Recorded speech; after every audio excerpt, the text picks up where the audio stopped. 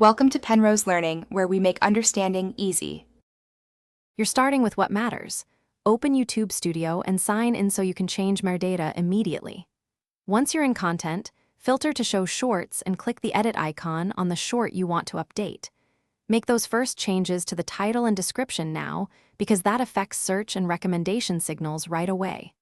While editing, keep 1-2 clear hashtags and a concise hook in the title. This helps viewers decide fast and helps the algorithm categorize your short. Once done with the title, move deeper. Open the editor to trim, reframe, or replace the cover frame so the thumbnail reads well at 6:9 aspect ratios. Update description and tags to include keyword phrases. Add subtitles in the Subtitles tab for accessibility and broader reach.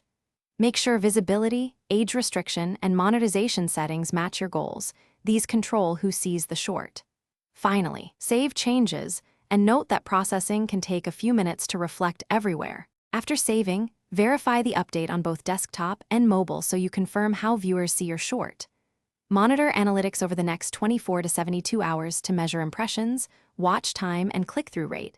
That tells you if metadata changes worked.